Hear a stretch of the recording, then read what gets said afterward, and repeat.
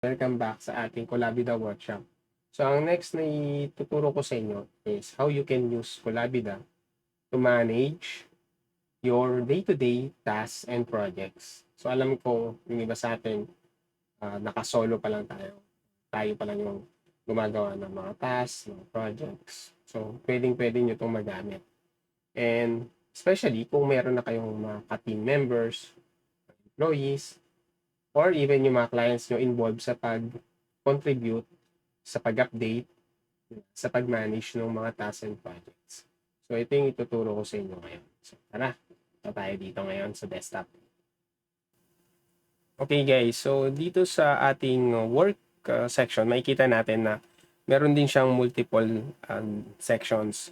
Ito yung mga contracts, yan, projects, tasks, project board, task calendar, and time log. So, one by one, silipin natin yung mga to. Okay, ang una na nga natin titignan is itong contract section. So, itong contract section, good siya kung yung mga ginagawa yung projects is that needs contract between you and the client.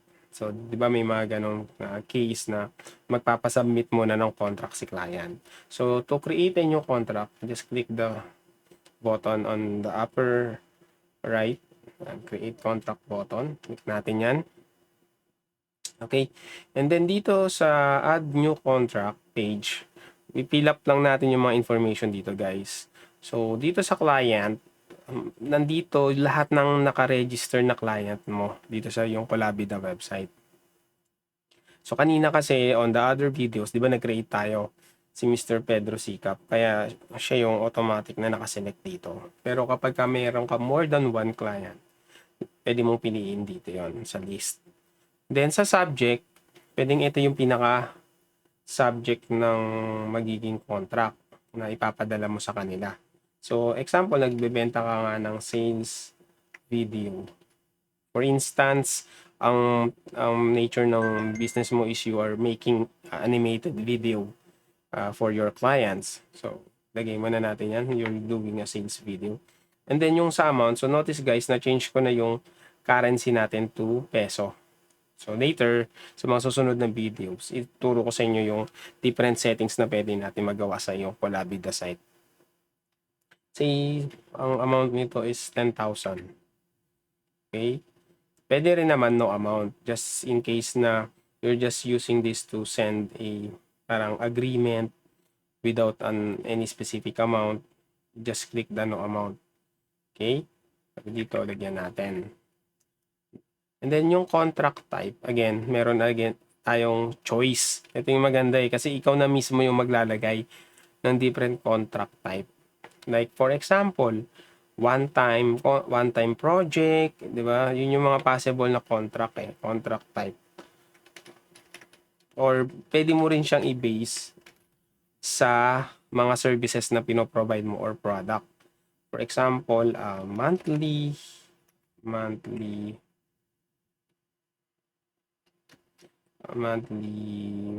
consultation.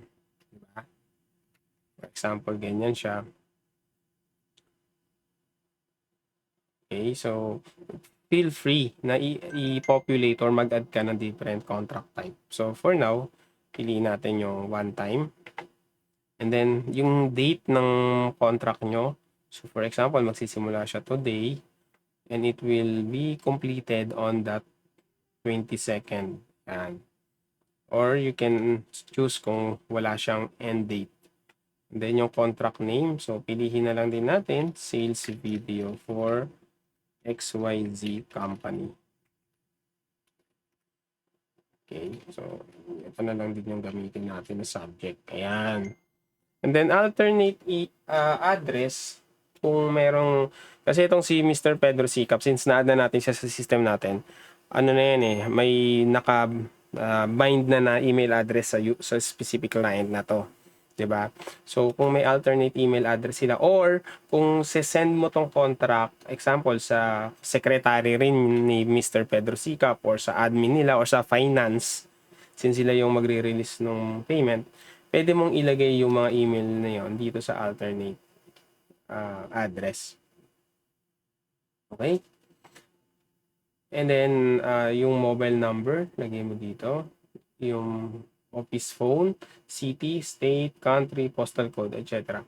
For the summary, you can write down here yung possible yung breakdown ng gagawin nyo sa project, ano yung mga, yung timeline, etc. And kung may additional notes kayo, like kung may pa-purchase kayo or may mga i-acquire kayo para magawa yung project or sino yung mga taong may involved, either sa summary or sa notes, pwede nyo ilagay yan. Company logo, yung logo ng company, pwede nyo i-upload dito. Once everything is good, click nyo lang yung save button. And once successfully na makreate yung contract, lalabas na siya dito. So you can either view yung contract na ginawa mo. Ayan. And then, kung may magiging discussion about this contract, kung magko-comment si client, dito nyo naman makikita yung sa discussion tab. Example, meron siyang gustong ipadagdag or question niya yung price, yung amount. Yan. Pwede nyo pag-usapan within Colabida na rin.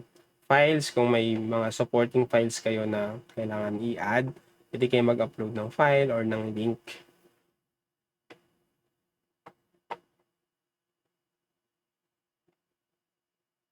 Then you can also edit, of course, copy, delete, or send. So when you click send, masasend na tong contract na ginawa mo doon sa client. Okay, so guys, if you encounter an error message like that, I just ignore it, or if meron siyang something na hindi nag-process doon sa end, yan, just notify us. Okay? Or normally, magpo-proceed yan. So, marireceive na yun ni client, and then he can either approve it or pwedeng yun nga may comment siya, then you can discuss it over dito sa inyong Colabida. Okay, so that's how the contracts section works.